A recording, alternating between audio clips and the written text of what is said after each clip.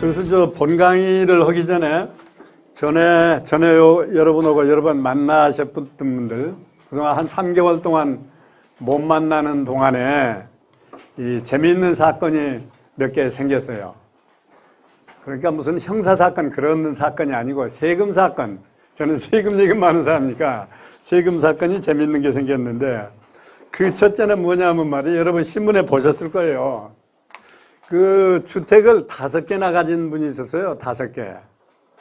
그러면 어떻습니까? 여러분이 아는 상식대로 하면 4개는 다 양도소득세를 내고 마지막 1개만 봐주잖아요. 1세대 1주택이 됐을 때만 하나 봐주잖아요.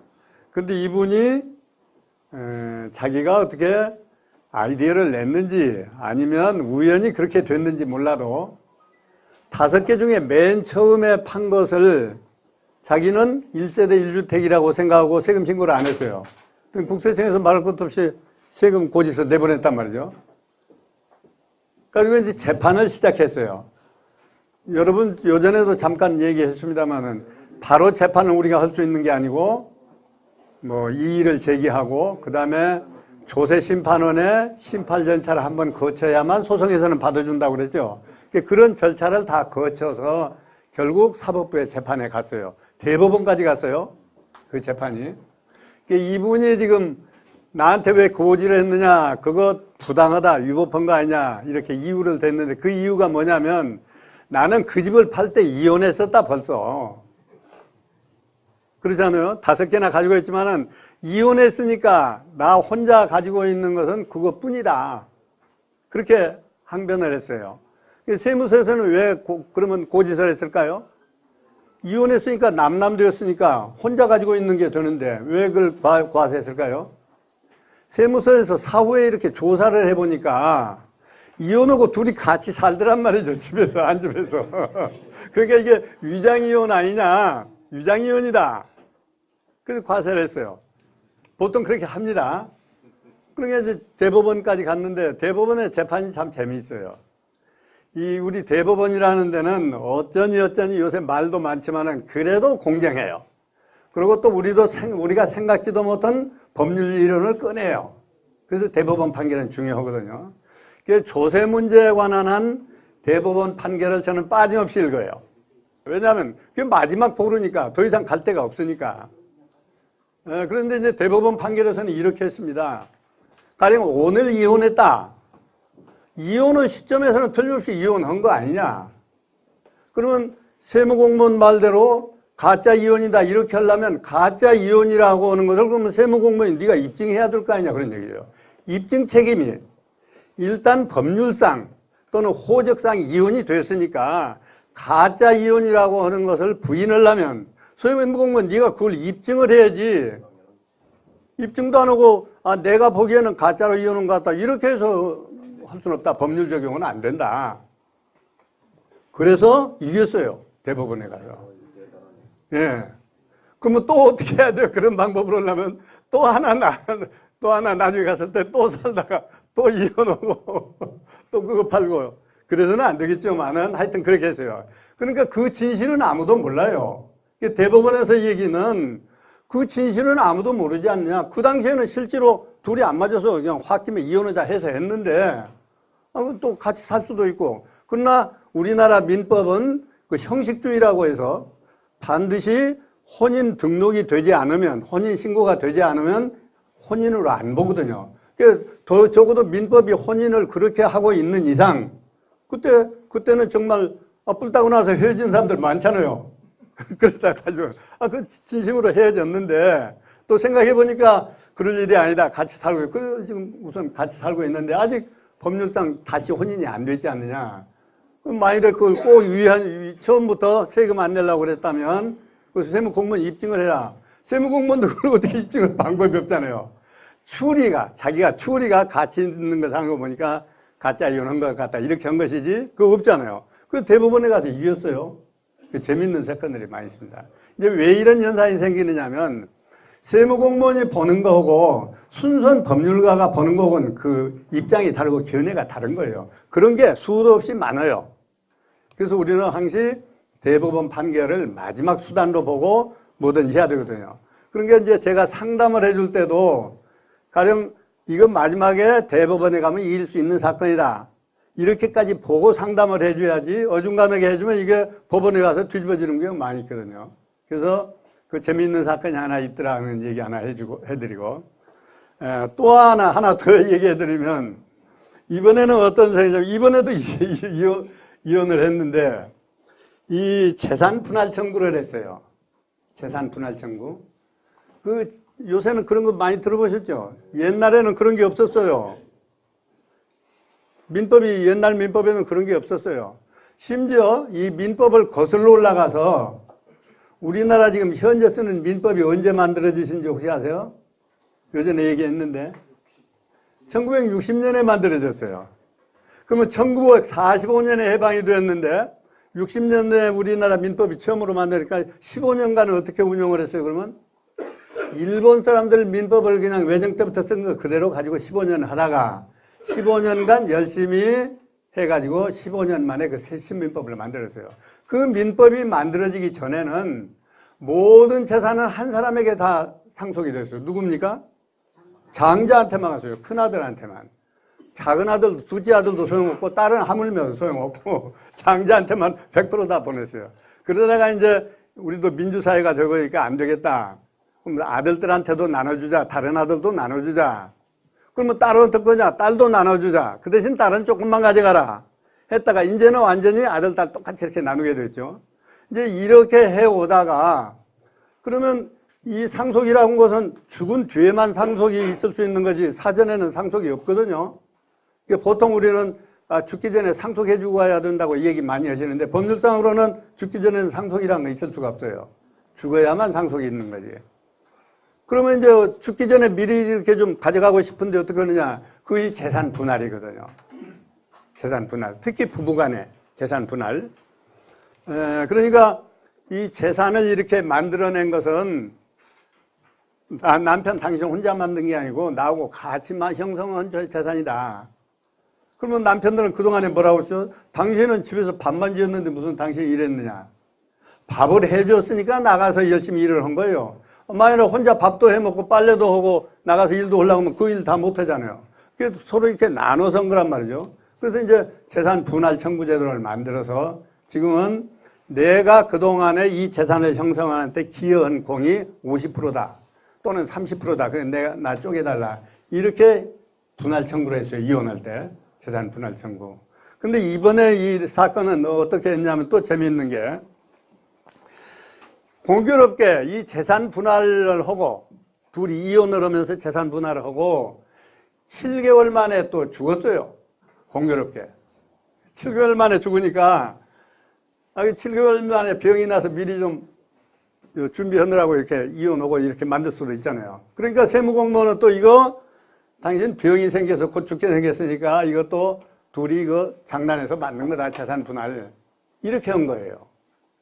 그래서 이분도 또 잘못했어요. 깨끗이 한 게 아니라 이혼하고 또 잠시 같이 살았어요. 그러니까 공무원이 딱 조사해보니까 같이 살았거든요. 그 위장 이혼이다. 이것도 또 재산 분할 엉터리다. 다 상속세로 매겨버리자. 다 매겼어요.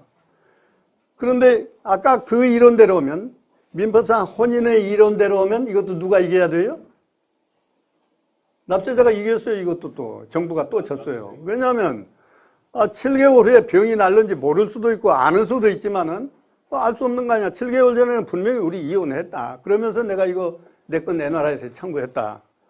그러면 이것도 역시 과세한 과세관청의 입증 책임이 있어요. 언제든지. 여러분 그거 아세요? 정부가 납세자가 해놓은 것을 이거 잘못했다. 그래서 부인하고 세금을 매기려면 입증 책임이 일단 정부에 있는 거예요. 정부에. 그러면 당신이 이것을 혼인 안 하고 위장을 했다고 하려면 입증 그 공무원이 해라. 공무원이 어떻게 같이 안 사는 입증할 방법이 없잖아요. 그걸 또 줬어요, 정부에서. 재산 분할 안 되게. 그래서 이제 두 개가 다 우리가 생각해도 좀 꼼수를 부린 것 같기는 한데, 그러나 법률 문제라고 하는 게 우리가 추정 가지고 하면 안 되거든요. 그래서 법률가들은 나도 그런 생각은 들지만 이거 법률은 법률대로 해야지 안 된다 해서 다 승소한 거거든요. 그래서 이 재미있는 사건이 두 개가 있었어요. 두 개 다 이제 본인들이 만일에 꾀를 냈다고 생각하면 꾀를 잘못 낸 게 뭡니까? 이혼은 없고 따로 살아야지 왜 같이 삽니까? 호적만 이혼해놓고. 그러니까 공무원은 의심할 수밖에 없죠. 이런 재미있는 사건이 있어요. 다만 제가 말씀드리고 싶은 것은 이렇게 언제든지 법률 판단하고 우리 사실 판단하고 왜 다른 거다. 판사가 몰라서 그렇게 판결하는 게 아니고 법률은 법률대로 사실은 사실대로 이렇게 하는 거니까. 두 개 재미있는 사건이 났더라고. 요전 강의할 때는 이 사건이 안 났어요. 3개월 우리 안 만나는 동안에 이 사건이 두 개가 났어요. 미리 얘기를 좀 드립니다. 그 다음 이제 두 번째로는 오늘 교재 보신 거 봅시다.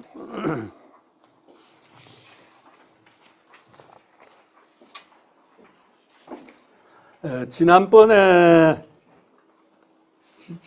이걸 강의를 드릴 때는 조금 여러분도 이 관심 가지고 오고 재미있었어요. 왜냐하면 그때 부동산 뭐 규제한다고 그래가지고 8월 2일 날 일종의 긴급 조치를 했잖아요. 그래서 여러분 그냥 관심 많을 때니까 그때 우리 8월이었거든, 우리 공부할 때 마침. 그래서 관심을 가졌는데 이제는 다 세상에 알게 되고 그러지만은 오늘 또 얘기를 한번 하자고 그래서 이렇게 했습니다. 주택시장 안정화 방안, 이것은 이제 여기 보시다시피 국토교통부에서 발표한 거죠. 엄격히 따지면 이건 세금 문제가 아니고 어떻게 하면 이 주택을 안정시킬 거냐는 여러 가지 방법인데 이 중에 세금 문제가 들어있다는 거죠. 그때 얘기했지만 새로 오신 분들 조금 들으시면 이 세 가지로 분류해서 그때 발표를 했잖아요. 맨 처음에는 투기 과열 지역이라는 게 있고 두 번째는 투기 지역이 있어요. 비슷비슷해요. 그러면 첫 번째는 있는 과열이, 두 번째는 과열이라는 말만 빠졌죠. 투기 지역 있고 세 번째는 또 투기 조정 대상 지역이라는 게 있어요. 세 군데 다 똑같이 들어간 글자는 뭡니까? 투기예요, 투기. 투기 지역이라고 생각한 걸 세 개로 이렇게 나눠서 했습니다. 제가 늘 얘기하지만은 우리 사회가 지금 투기했다고 해서 부동산 많이 사고 온 걸 막지 주인처럼 막 취급하잖아요. 신문에도 그러고 나쁜 사람이라고 그러고 특히 장관들 청문회에 가면 그냥 부동산 몇 개 있으면 그냥 아주 나쁜 사람을 쫓아내라 그러고. 근데 현행 법률상 부동산 많이 샀다고 죄되는 건 없어요. 아무데도 없어요. 규정이 없어요. 그런데 우리가 사회적으로는 언론에서는 그냥 누구 부동산 샀다 하면 저 나쁜 놈 장관도 뭐 쫓아내라 그러고 막 그러잖아요. 근데 법률상 금지하는 규정이 없어요. 사지 말라는 게. 그렇잖아요. 그러니까 요새 유행하는 말 내로남불 자꾸 얘기하는데 이 부동산 사는데도 내로남불이 있다는 거예요. 왜냐하면 내가 사면 투자고 저 사람이 사면 투기고 내가 사면 투자는 정당한 거고 투기는 나쁜 거고 이렇게 생각한단 말이에요. 근데 법률상으로는 그런 게 없어요. 그 구분도 없고 투기가 나쁘다는 얘기도 없고 죄가 된다는 얘기도 없고 아무것도 없어요. 옛날에 1975년 이전에, 그러니까 꽤 오래전입니다. 1975년 이전에는 부동산 투기 억제에 관한 법률이라는 게 따로 있었어요. 거기는 글자 그대로 법률 이름이 투기 억제에 관한 법률이거든요. 그러니까 이 법률은 부동산 투기를 억제하기 위해서 만든 법률이라. 그때는 그러니까 투기라는 개념이 나와 있었어요. 그때도 투기를 나쁘다고 죄인이라고는 안 하고 이 법에 걸리는 사람은 세금을 많이 매기겠다 그렇게만 했지 그게 나쁘다는 얘기는 없었어요. 근데 요새 와서는 그 법률도 없어져 버렸거든요. 75년까지만 하고 없앴어요. 투기 억제에 관한 법률이. 그러고 그것을 종합소득세라고는 세법에다 옮겨왔어요. 옮겨오면서는 투기란 말 자체가 사라지고 없어요. 지금도 죄가 되는 건 아니거든요. 그렇잖아요. 만약에 죄가 된다면 청문회에 간 사람들 다 잡아들여야죠. 쫓아내기만 하잖아요. 그런데 지금 다시 이 투기를 억제한다고 그래서 했는데 이것도 역시 법률상 하지 말라 하면 죄가 된다 이런 얘기는 추호도 없고 앞으로 이렇게 못 사도록 금융 제재를 한다거나 아니면 세금을 더 매기겠다 하는 그런 것뿐이 없어요. 그래서 이렇게 세 가지로 나누었습니다. 아시다시피 투기 과열 지역은 그러니까 82년에 이걸 발표했으니까 국토건설부 장관이 발표했으니까 8월 3일부터 시행한다고 그랬거든요. 서울오고 과천오고 행복도시, 행복도시라는 게 요새 생기죠.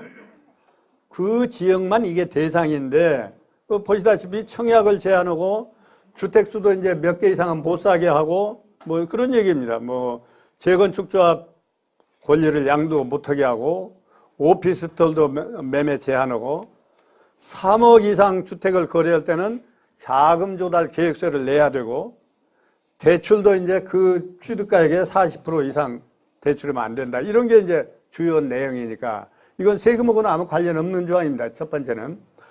두 번째 투기 지역이 있습니다. 이제 과열이란 말 빼진 게 이것은 서울 전체가 아니고 강남 4구, 용산, 노원, 영등포 11지구 또 행복도시 이렇게 또 열거를 했습니다. 여기에 대한 규제는 3주택 이상 가진 사람은 양도소득세를 10% 이상 가산하겠다. 양도소득세를 10%. 그러니까 현재 세율이 양도세율이 현재 가장 높은 세율이 몇 퍼센트입니까? 40%거든요. 40%야 10%를 더 붙이니까 50% 매기겠다는 거예요. 세금만 많이 매긴다고 하지 이게 죄가 된다 그런 건 없어요. 그 다음에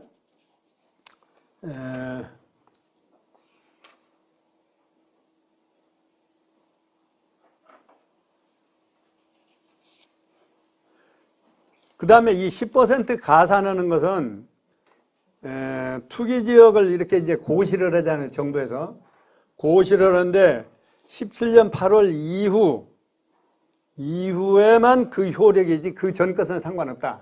그런 얘기예요. 그 다음에 이제 분양가 상한제도 실시하겠다. 뭐 재건축, 재개발 그거 하겠다. 초과이익 환수제를 실시하겠다. 이 초과이익 환수제라고 하는 것은 전에 있었어요. 있다가 중간에 지금 효력이 정지되어 있던 걸 다시 한다는 겁니다.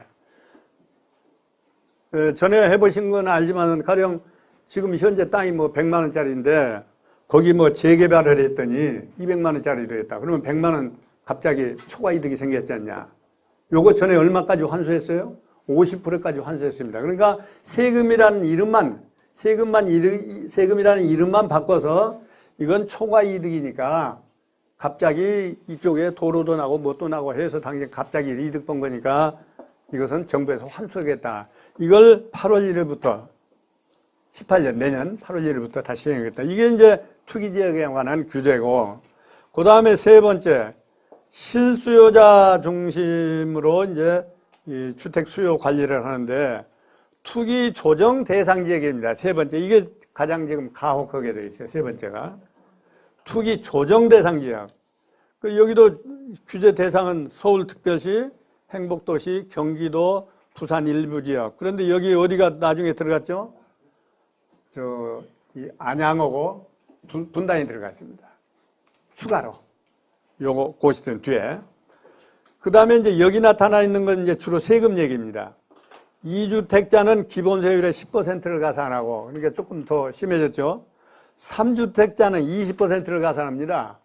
그러니까 현재 최고 세율이 40%라고 그랬으니까 여기다 20% 더 때려붙이면 얼마입니까? 60%. 그러니까 정부가 더 많이 가져가고 본인은 조금만 가져가라. 지금 6대4로 이렇게 나눠갔자 이렇게 된 거예요. 쉽게 얘기하면. 또 장기보유공제라고 하는 걸 지금까지 해줍니다. 장기보유공제. 요 다음에 조금 뒤에 나옵니다. 그래서 일반적으로 가장 쉬운 얘기는 10년 이상 가지고 있다가 팔면 30%까지 공제해준다. 소득에서. 그런 게 있었거든요. 그리고 어떤 사람은 이거 모르고 몇 달만 지내면 10년 채우는데 모르는 사람이 그냥 깜박 몇 달 남겨두고 팔면 좋은데 미리 팔아가지고 이거 30% 공제 못 받고 이런 경우가 많이 있었어요. 그래서 이게 있었는데 이 투기 조정 대상 지역은 이 특별 공제를 안 해주겠다.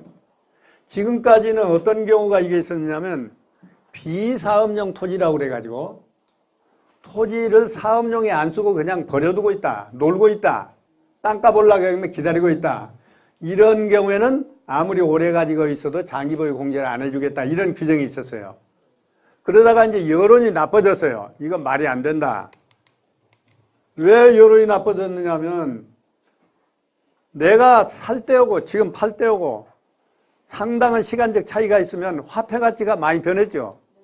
일반적으로 우리 사회는 계속 인플레가 되어 왔으니까 옛날 1억하고 지금 1억하고는 파년이 다른데 옛날 1억만 빼주면 되겠느냐. 그러니까 장기보유 공제라는 것은 그동안에 화폐 가치가 조금씩 떨어져 가니까 그걸 빼줘야 실질적으로는 취득가액을 빼주는 결과가 되잖아요. 그래서 빼준 건데 아무리 비사업용이라고 해서 그걸 안 빼주면 되느냐. 이렇게 여론이 비등하니까. 그리고 딱 1년 안 빼주다가 다시 고쳐가지고 그러면 빼주겠다. 또 고쳤어요. 그래서 빼줍니다. 그러다가 또 지금 이번에 3주택은 또 안 빼주겠다. 3주택 들어간 것은 비사업용이라도 지금 장기보유 공제를 해줍니다. 그 다음에 또 한 가지, 네 번째. 지금까지는 1세대 1주택 한 사람이 집 하나만 가지고 있는 사람. 이 사람은 과세 안 했죠. 여러분 다 그건 뭐 다 알고 있는 거죠. 1세대 1주택은 과세 안 했어요. 그런데 거기 옛날에는 꼭 거주를 했어야 돼 또. 아무리 하나라도 내가 거기 살다가 팔아야지 안 살고 팔면 그것도 투기다 해서 다가 또 중간에 부동산 경기가 죽어가니까 안 살아도 좋다. 3년만 그냥 가지고 있다 팔면 1세대 1주택 인정해준다. 이랬어요. 그런데 이번에 또 이렇게 고쳐가지고 2년 이상은 최소한 살아야 된다. 아무리 1주택이라도.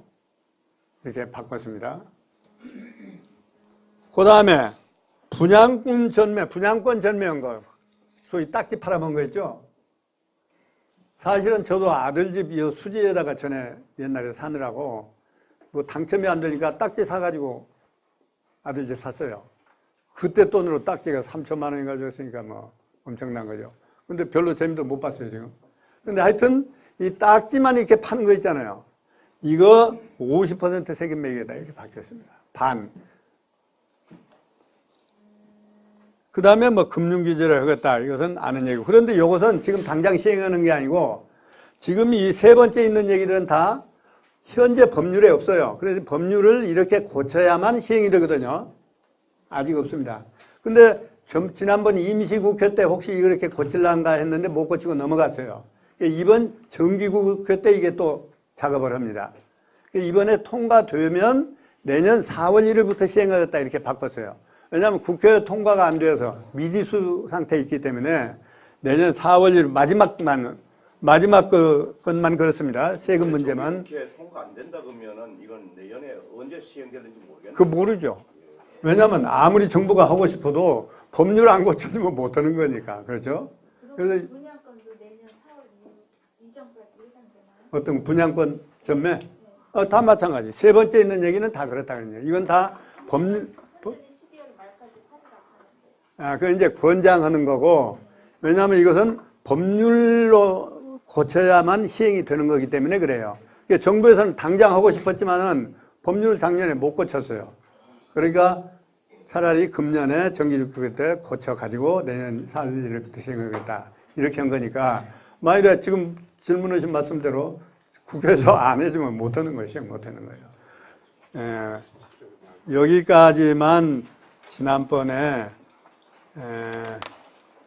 그 부동산 투기에 관한 그 국토건설부 장관 발표했을 때 문제되었던 것이 이런 것들이라고만 보시고, 그 다음에는 이제 실제 지금 국회에 가 있는 세법 개정안입니다. 그 다음에 보시면. 이 세법 개정안 통과된 겁니까? 안 됐어요. 지금 국회에 넘어가 있는 거. 정부에서 이렇게 안을 만들어서 국회에 넘겨놨어요. 통과시켜달라 하고. 근데 지금 여러분 신문에 보면 여기 여러 가지가 있는데 정치적으로 쟁점이 되어 있는 것은 딱 한 가지입니다. 두 가지. 하나는 법인세율을 지금 올리려고 그러거든요. 법인세율을 올리는데 자꾸 어떤 쪽에서는 외국은 거꾸로 법인세율 내리더라. 근데 우리는 거꾸로 왜 올리느냐? 반대 현상 아니냐? 만일에 그러면 가령 한국에다가 공장을 만들고 싶은 사람도 차라리 외국으로 가서 하겠다. 한국 세금 너무 비싸지 않냐? 이럴 염려가 있다. 그런 주장을 많이 하는 거고, 정부에서는 또 뭐라고 답변하냐면 법인세를 다 올리는 거 아니고 극히 일부 계층 1년에 법인 소득이 3천억 이상 간 데만 올리겠다. 그렇다면 우리나라 재벌들만 조금 더 내는 거지 일반 작은 법인 이건 다 안 어린다. 오히려 지금 거기는 도와주고 싶다 정부에서 이런 거거든요. 그러나 하여튼 그게 정점이 되어 있고 또 하나는 소득세도 올립니다. 개인 소득세도. 이것도 마찬가지입니다. 극히 지금 상위 계층.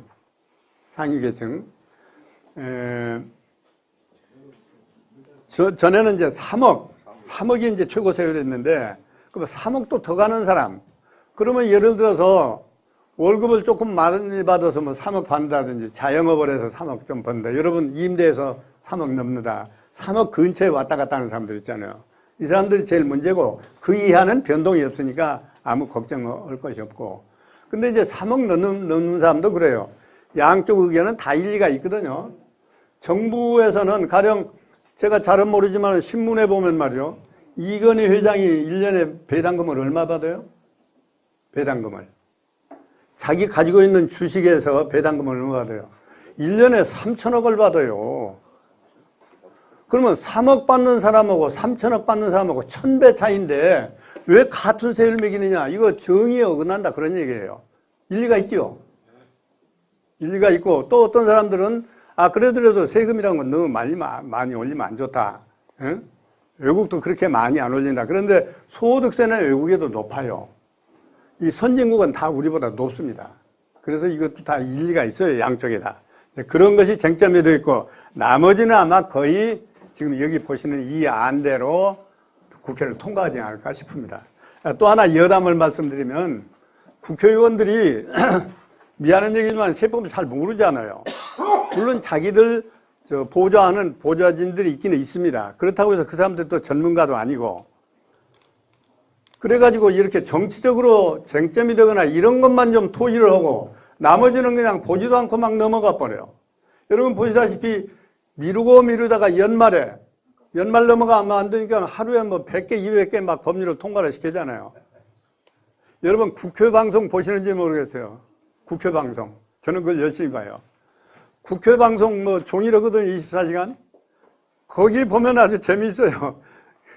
그 사회 보는 분이 나와서 법률 이름만 딱 요거 이 법률입니다. 이업조 땅땅땅. 그다음에 이 법률입니다. 이업조 땅땅. 이렇게 해서 하루에 100개, 200개가 넘어가요. 그러니 이게 되겠어요. 물론 국회에는 재정경제 분과가 있잖아요. 그 분과 안에 또 세법 소위원회가 또 있어요. 그 사람들이 세법을 보기는 봅니다. 소위원회니까. 그러지만 이렇게 쟁점이 되어 있는 거 아니면 그냥 보지도 않고 많이 넘어가요. 그래서 제가 신문에다 가끔 이거 잘못되었다는 얘기를 많이 합니다. 뭐 제가 해도 꼭 잘한 건 아니지만 누군가 비판하는 사람이 있어야 되잖아요. 이런 거 고쳐달라 신문에 많이 써요. 그걸 써가지고 아까 얘기한 세법 소위원회 소속 그 위원들한테 팩스로 이렇게 보내줘요. 이거 좀 참고해라. 그럼 우리는 자기들 바쁜 사람들인데 그 자료 주면, 정보 주면 좋을 거 아니에요. 그런데 당신 그거 보내준 거 받았다고 연락해 준 사람 하나도 없어요. 딱 한 사람 있어요. 딱 한 사람. 백재현이라고, 백재현 국회의원. 그 사람만 자기가 하는 게 아니고 보좌진 시켜서 그거 보내주신 거 잘 받아듣고 한 사람 와요. 왜 그러냐면 그 백재현이가 세무사거든요. 그리고 아무도 안 와요. 그러니까 자기들 관심 있는 것만 보고는 보내줘도 고마운지도 몰라요. 근데 일본이나 다른 데, 영국 같은 데 예를 들면 반드시 연락을 해준답니다. 이런 정보를 줘서 고맙다. 이런 의견 줘서 고맙다. 우리나라 국회의원들 정신 바꿔야 되죠. 다른 얘기하는 거 보면 국회의원들 또 알기는 많이 알아요. 그런데 하여튼 제가 다듬는 이 세법 분야에 보면 그런 현상이 있어요. 여담이었습니다. 자, 맨 처음에 봅시다. 고소득층에 대한 과세 강화, 그렇죠? 방금 내가 한 얘기입니다. 많은 사람. 그래서 이제 밑에 두 줄만 보세요. 그 앞줄에는 지금이나 현재나 똑같으냐. 맨 밑에 두 줄만 보면 맨 밑에 줄 봅시다. 5억이 넘는 사람. 지금 현재 몇 %예요? 40%인데 2% 올려서 42%로 오자. 그러니까 이 5억 초과라고 그랬는데 아까 말씀대로 배당금만 1년에 3천억을 받는 사람이나 5억을 받는 사람이나 지금도 똑같단 말이에요. 세율이. 그것만 딱 생각하면 어때요? 불평등하죠. 많은 사람이 더 내야지. 그래서 고치려고 하는 겁니다. 그 다음에 1억 5천부터 5억 원 사이에 이건 38%였는데 이것도 40%로 올리고 이렇게 해서 현행보다도 약 2% 더 올려서 과세하자. 그러니까 이것은 여러분 여기에 해당 5억 초과니까 계시기도 하겠네요, 참. 예? 5억 초과될 수는 있죠. 그런데 이것이 늘 불평등하다고 오다가 스웨덴이나 이쪽에 세계에서 제일 잘 사는 데가 그쪽이라고 그러죠. 북유럽에. 덴마크, 스웨덴, 노르웨이 이쪽이 제일 세계에서 잘 살기도 하고 또 제일 평화스러운 나라고. 예. 그쪽이 제일 살기 좋은 나라예요. 그러니까. 그런 데는 소득세율이 60%예요. 본래. 근데 거기도 자꾸 내리자는 운동이 생긴답니다. 세금이 너무 많고. 또 그러면 세금을 그렇게 많이 거두다가 어디다 씁니까? 복지에다 써요. 복지에다 너무 많이 쓰니까 젊은 사람들이 공부도 안 하고 일도 안 해요. 왜 그것만 줘도 먹고 사는데 뭐 내가 뭐 머리 싸매고 할 거냐. 그래서 이제 거기서 깨달은 거예요. 아, 이거 우리나라 큰일 났다. 젊은이들이 공부도 안 하고. 그래서 복지 좀 줄이고 세율을 다시 내리는 방향으로 이렇게 간다고 합니다. 하여튼 거기에 비하면 우리나라가 조금 싸지만은 그래도 이게 문제가 있다. 그 다음에 두 번째 장 넘어갔죠. 그 페이지 수가 7이라고 나와 있습니다. 여러분요 관심이 많은 게 임대소득이 있는데 임대소득 요것은 개정이 된 거 별거 없어요. 왼쪽에 있는 것은 다 개정 전 얘기인데 개정 전에 있는 얘기는 별로 변동이 없죠.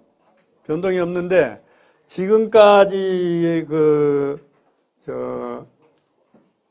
임대를 3호 이상 세 가구 이상 임대할 때인데 이제는 한 집만 임대해도 임대소득으로 다 과세하겠다 그런 얘기예요. 1호 이상만 돼도. 그 다음에 감면율. 그러면 얼마나 감면해 줬느냐. 지금까지 임대주택에 대해서는 30% 준공공임대주택이라고 하는 게 있어요. 공공기관에서 지어서 임대한다든지 그런 것은 75%. 그래서 그것은 왼쪽하고 같습니다. 지금이나 개정이나 같고. 그러니까 한 집만 임대해도 이제는 임대소득 세금을 내야 되는 그런 쪽으로 했습니다. 그 다음에 한 장 더 넘어갑시다. 적용 기간은 2019년도. 예, 예. 그 밑에 부칙도 봐야 됩니다. 그저 부칙이라고 그러죠. 2019년 1월. 예, 그러니까 어떤 것은 이 세법 개정에도 그래서 혼선이 많이 와요. 어떤 규정은 당장 한다, 어떤 규정은 내년부터 한다, 어떤 규정은 내후년부터 한다 이렇게 막 해가지고 혼선이 많아요. 또 시행하는 것뿐만 아니고요. 어떤 법률은 수년간 쓰던 법률인데 이 법률은 2018년까지만 유효하다 이런 또 부칙 규정들이 있어요. 그러면 공무원이나 우리들도 이것은 현재도 법률이 살아있으니까 하는 줄 아는데 저 뒤에 어디 보니까 2018년에 끝나기로 되어 있는 법률이거든요. 깜빡 모르고 적용한다고요. 그래서 이 세법 만드는 데 좀 문제가 많다 늘 지적을 합니다. 그래서 전에도 한번 얘기했는데 대법관을 제가 아는 사람이 있어서 대법관한테 제가 찾아갔어요. 그 마침 내가 조세 감면에 관한 법률 책을 써가지고 그 대법관한테 그거 갖다 드리려고 갔어요. 가서 이번에 내가 이 책을 썼다고 보시라고 갖다 드렸더니 그 대법관 얘기가 세금에 관한 재판만 해놓고 나면 뒤가 불안하다는 거예요. 왜 불안하냐 그랬더니 앞에 법률은 보니까 살아있는데 저 뒤에 끄트머리 부칙 어디 보니까 이거 작년까지 효력이 있고 금년부터 없어졌더라고요. 얘기요. 그러면 본문을 없애버리면 좋은데 본문은 놓아두고 부칙에다가 처음에 만들 때부터 그렇게 만든 법률이 많아요. 또 방금 질문하신 것처럼 법률은 금년에 만들었는데 2년 후부터 적용한다. 어떤 건 3년 후부터 적용한다. 그건 본문에다 바로 넣으면 또 좋은데 저 뒤에 부칙 어디다 붙여놓는단 말이에요. 그러니까 본문에 있어서 지금 시행하는 법률인 줄 알았더니 아직도 시행을 안 하고 어떤 것은 효력이 있는 줄 알았더니 벌써 효력이 죽어버렸고 이런 것 때문에 아주 불안하다는 거예요. 해놓고 나면. 또 그런 데다가 세법은 1년에도 몇 번씩 바꾸거든요. 수차례 바꿔요. 근데 그 얘기를 들은 게 늘 생생해요. 그래서 우리가 참 주의해야 되는데 잘 보셨어요. 그런 것까지 보셔야 됩니다. 그 다음에 이제 8쪽이라고 되어 있습니다. 장기 보유 특별 공제라고 하는 거. 아까 잠깐 얘기했죠. 30% 공제한다는 거. 아까는 뭐라고 했어요? 10년 이상만 보유하고 있다 팔면 공제를 30% 해준다. 왼쪽에 보면 그렇게 되어 있죠. 요것을 또 세금을 좀 더 걷어들이려고 어떻게 했어요? 15년 있어야 30%가 5년 더 견뎌야 30% 공제 받아요. 그러니까 이게 일반 백성들한테는 눈에 보이지 않는 데를 자꾸 이렇게 고쳐가지고 세금 더 들어오게 하는 겁니다. 이것만 해도 이러면 5년 더 기다려야 되니까. 그렇죠? 옛날 같은 줄 알고 10년 지났다 하고 딱 팔아버리면 얼마밖에 공제 안 해줘요? 여기 보시면 1%밖에 이제 안 해준단 말이에요.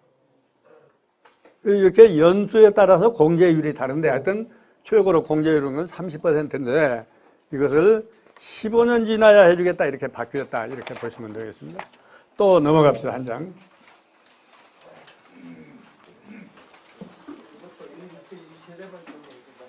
예? 아니 장기 보유 공제는 모든 양도세 다 마찬가지예요. 2주택 이상만 해당됩니다. 그러니까 과세 대상이 되는 거. 1대 1주택은 어차피 과세 대상이 안 되니까 상대가 없고 과세 대상이 되어서 세액을 계산하게 되는 경우에 그런 경우에 얘기입니다. 그 다음에 이제 페이지 9이라고 해야 되는 양도소득세 감면 합리화. 이건 뭐냐면 나중에 보시겠지만은 양도소득세를 세금 매기는 것만 규정을 한 게 아니고 또 빼준다는 게 또 많이 있어요. 예전에 한번 봤죠? 뭐 수십 가지가 있죠? 세금을 이렇게 감면해 준다는 건 또 수십 가지가 있어요. 그러니까 여러분이 파실 때는 그걸 잘 검토해야 돼요. 그걸 다 외우는 사람 아무도 없어요, 대한민국에. 몇십 가지가 되니까.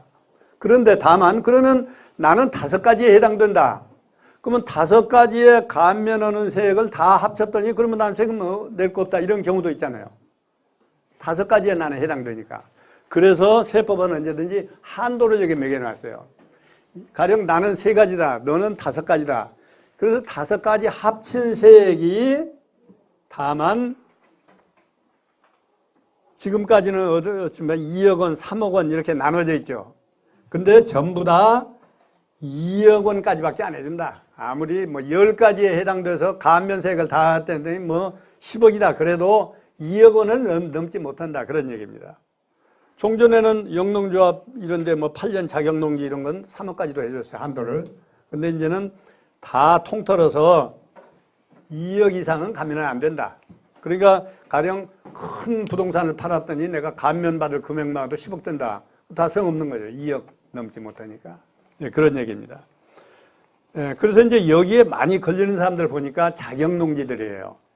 수도권 같은데 과거에 농지 가지고 있던 사람들 그냥 막 땅값이 많이 올라가지고 팔면 몇십억 나온 거 많이 있잖아요. 자격농지.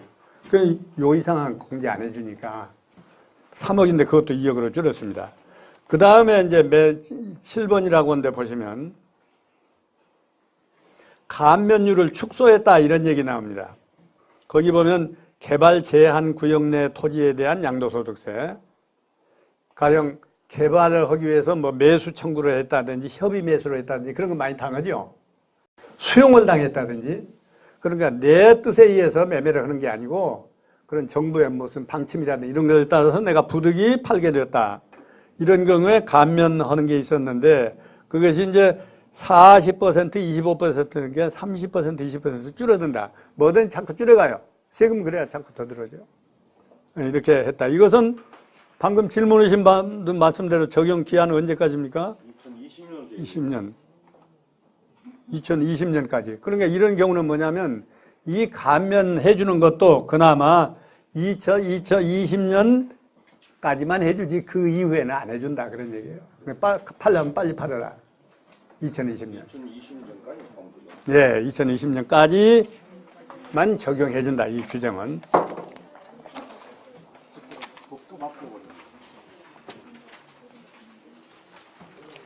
근데 지금까지 관례를 보면 이렇게 해왔습니다. 이제 뭐 무슨 세금을 얼마 감면해준다, 얼마 감면 수십 가지가 있는데 그 감면해주는 것들은 다 기한이 있어요. 요거는 언제까지, 요거는 언제까지 다 기한이 있는데 보통 그 필요가 아직도 남아있다, 감면해줄 필요가 있다는 것은 연장 계속 해왔어요. 그러나 일단 요 넘으면 안 된다고 봐야죠. 요 기한 넘으면 요 기한까지만 이렇게 해준다. 네. 왜 감면이 내일 세금에서 이만큼을 빼고 그렇죠. 그렇죠. 네, 그렇습니다. 그렇습니다. 빼고 계산한다는 게 아니요. 그렇죠. 그렇죠. 산출세액에서 산출세액에서 이만큼 빼고 나머지를 납부세액으로 온다 그러니. 그다음에 또 10페이지라고 한 데로 넘어갑시다. 요건 이제 상속 증여세인데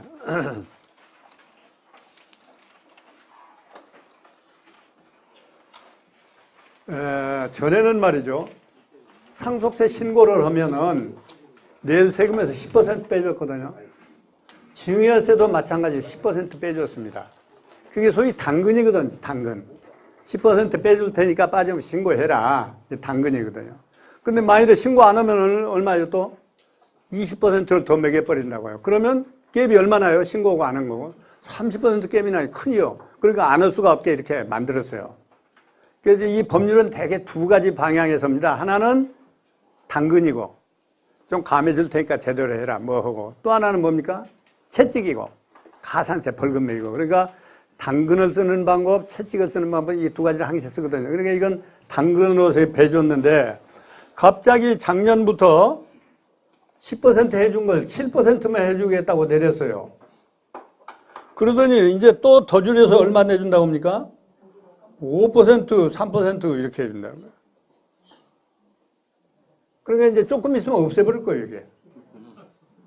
지금 양도소득세도요, 여러분 관심 있는 양도소득세도 전에는 예정신고라고 하는 걸 하면, 3개월 내에 예정신고를 하면 얼마 빼줬어요? 10% 빼줬는데 그것도 없애버렸잖아요. 지금 안 빼주잖아요. 요 상속세도 지금 10% 빼주다가 7%, 5% 이렇게 내려갑니다. 그 다음에 봅시다. 가업상속공제, 이거 전에 얘기했는데요. 부모가 이렇게 무슨 사업을 하다가 자식한테 물려주는 거, 가업을 물려주면은 상속세에서 빼주겠다. 최고 얼마까지 빼준다고 그랬어요? 500억까지도 빼줍니다. 500억. 그러니까 중소기업 같은 것은 어때요? 500억 빼주면 뭐 세금 낼 거 별로 없어요. 조그만 중소기업들. 그렇죠? 500억까지. 그 대신 이제 500억 빼주는 것은 오랫동안 부모와 자식이 함께 경영을 했던 거. 그래야만 이렇게 자식이 또 할 거 아닙니까? 그러니까 이 제도가 생기기 전에는, 이 상속공제 제도가 생기기 전에는 이렇게 사업을 하다가, 공장을 하다가 자식한테 물려주면 상속세가 엄청나게 많잖아요. 최고 얼마예요? 50%잖아요. 그러면 그 공장 재산의 반을 세금을 내야 되는데, 그거 팔지 않고는 세금 낼 도리가 없잖아요. 자기가 따로 현금을 꼼쳐놓은 거 있으면 몰라도. 그러니까 그 공장을 자식대로 이어갈 수가 없어요, 사업을. 그래서 그 문제가 있었는데, 우리나라도 이걸 제도를 도입했어요. 10몇 년 전에. 맨 처음에 도입할 때는 1억만 빼줬어요. 1억. 빼주나만 하죠. 공장을 하는 사람이 아무리 중소기업이지만 1억 빼주나만 하죠. 그 다음에 1억이 5억 됐다가, 5억이 10억 되고, 100억 되고, 300억 되고, 500억까지 이렇게 늘어났습니다. 그래서 작년에 어떤 국회의원은 너무 많이 빼준다고 또 소리치더라고요. 너무 많이 빼준다고. 근데 이것은 어차피 안 들어올 세금을 내가 죽어서 아들한테 물려갔기 때문에 예기치 못한 세금이 들어온 거잖아요. 소득이 발생한 게 아니고. 그러니까 빼줘도 아무 하자가 없는데 그런 얘기가 생겼어요. 그래서 제가 여담을 조금만 얘기하면, 전에는 우리나라 세법에 이런 제도가 없었거든요. 공제제도가. 공제제도가 없었는데 제가 그 상속세에 관한 얘기를 그 잡지에다 계속 연재를 했어요. 열 몇 번을 이렇게 쭉. 그 전문가들이 보면 세무 잡지에다 열거를 했어요. 근데 그게 이제 여러 군데 이렇게 나가니까 제가 그 상속세 잘하는 줄 알고 상공회소에서 나들어와서 상속세에 관한 무슨 세미나 발표를 한번 해달라 그래서 갔어요. 갔는데 가서 발표를 하면서 요 얘기를 했어요. 그러면 공장 얻은 사람이 팔지 않으면 자식한테 물려줄 방법이 없는데 그 상속공제 제도 도입해달라. 그러면 내 아이디어가 아니고 일본 책을 보니까 그렇게 돼 있더라고요. 일본은 벌써 그걸 시행하고 있어요. 그러니까 일본은 여러분 얘기 많이 들으셨죠? 3대, 4대 뭐 하던 거 계속 온다잖아요. 우동장소 얻은 사람은 3대, 4대 계속 우동장소고. 왜냐하면 그런 제도가 뒷받침해서 아들이 할 수 있도록. 이제 그걸 마침 일본 세법에서 봤어요, 제가. 그래서 그걸 이제, 그 발표를 했어요. 물론 다른 것도 여러 가지 얘기했지만 그 중에 그날 이제 상공인들이 이제 많이 왔는데 상공인들한테 제일 입맛에 돋보는 얘기가 이 얘기했거든요. 이거 공개, 일본 보니까 해달라. 그래서 이제 저도 이제 제가 무슨 아이디어가 아니고 그 일본 책을 왜 봤느냐면 그 얘기가 나오기 전까지 한국에는 상속세에 관한 법률에 대해서 책을 쓴 사람이 아무도 없었어요. 안 써요, 누가. 그래서 내가 최초로 썼어요. 상속세법을. 근데 최초로 책을 쓰는 사람은 어디 자료가 있어야 쓰지. 아무리 머리 좋은 사람이 그냥 막 쓰는 건 아니잖아요, 책을. 우리나라 사람이 쓴 책은 찾아보니까 없어. 아무 데가 없어요. 그래서 일본 책을 보니까 일본의 상속세법은 쓴 사람들이 많이 있어요. 그래서 그 사람 것을 갖다가 요새 말로 하면 표절을 했어요. 번역을 해가지고. 표절을 해서 냈는데, 물론 우리나라 실정에 맞게 이제 고치긴 했지만은. 그래서 이제 거기다 이 얘기를 해서 마침 상공회사에서 그 발표를 했어요. 그랬더니 거기 세미나에 오신 상공인들은 다 좋아하는데 정부에서 한 분이 나왔어요. 그 세미나에. 그래가지고 정부에서 나온 사람한테 마지막에 사회자가 정부에서 나온 사람 한마디 하라고 기회를 주더라고요. 이분이 화를 팍 내요. 그 아주 재미있어요. 첫 마디가 뭐라고 하냐면 방금 발표해 오신 분이 상속세 개판이라고 지금 발표를 했다고 해요. 상속세 우리나라 제도가 개판이라고 발표했다. 근데 개판 아니다.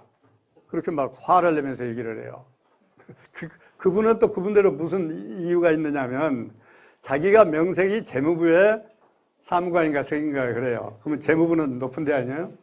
명색이 내가 그 재무부의 서기관인데 지금도 200원짜리 버스를 타고 출퇴근을 한다. 그런 얘기예요.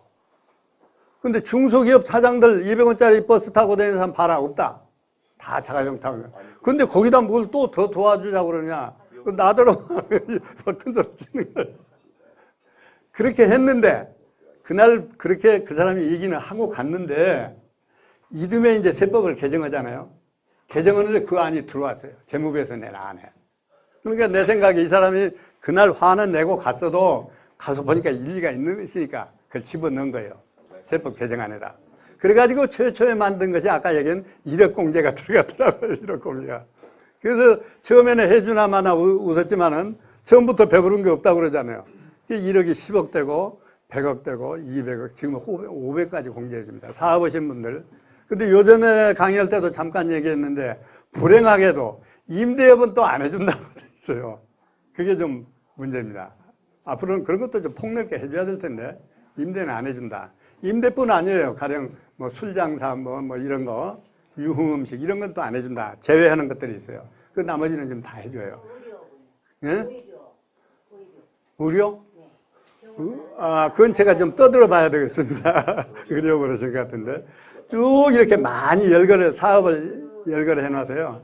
근데 제가 보기에는 지금 유흥음식 같은 거, 부동산 임대 이런 거 몇 가지만 제외했지 어지간한 건 다 해주게 되어 있습니다. 예. 그건 나중에 한번 구체적으로 문제가 되면 연락해 주시면 제가 찾아드리겠습니다.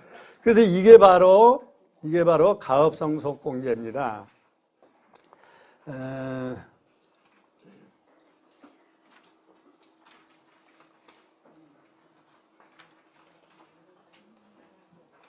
여기 밑에 표가 나와 있잖아요.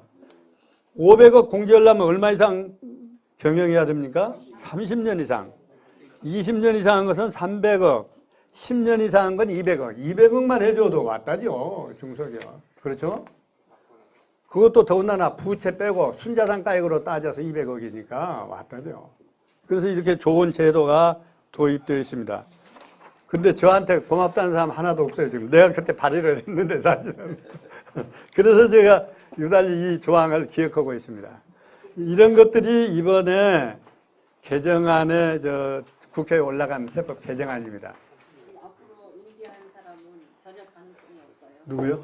임대하는 사람들은 모르죠. 법률은 매년 바뀌니까 매년 바뀌어요. 그래서 이제 규제도 점점 늘어가지만 또 반대로 혜택을 베푸는 것도 매년 생깁니다. 그래서 지금 이번에 이 가업상속도 최초보다는 많이 늘려줬어요. 종류를. 그런데 아직은 내가 그래서 여기 강의 나오면서 유심히 떠들어 봤어요. 그랬더니 임대업은 아직 빠져있더라. 그게 좀 안타깝다. 요게 이제 금년도에 들어가 있는 안입니다. 그래서 오늘은 제가 여기까지만 강의를 하려고 온 거고요. 그래서 저 회장님하고 상의를 했습니다. 갑자기 이렇게 와서 하루 이렇게 얘기하면 강의가 중구난방돼서 되겠느냐. 그랬더니 오늘은 상담하는 날로 생각하자고요. 상담 받는 날로. 그래서 오늘 상담을 많이 받아주면 되지 않느냐. 그런 얘기입니다.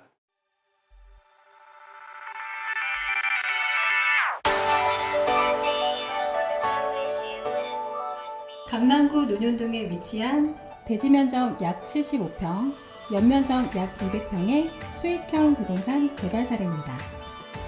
인지도 있는 브랜드와 연계하여 임차인이 선호하는 최상의 공간을 만들어갑니다. 소호 사무실을 계획하여 수익률을 극대화하였습니다. 1층 필로티를 활용한 편리한 주차, 풀옵션 주거 공간과 독립된 옥상 정원, 전용 면적 5평에서 7평대까지 고급 임대주택의 수익 극대화가 되도록 가구와 자재를 선별하였습니다. 풀옵션으로 전자제품, 가구류와 집기류가 모두 포함되도록 계획하였습니다. 매각 시 자산가치가 높을 건축물로 디자인하였습니다.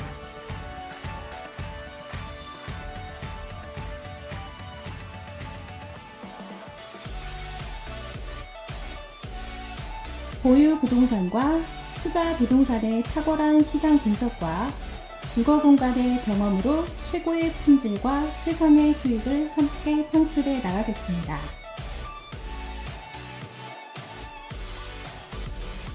책임, 위탁, 전속, 일반 관리 등 건물주 취향에 따라 선택 가능합니다.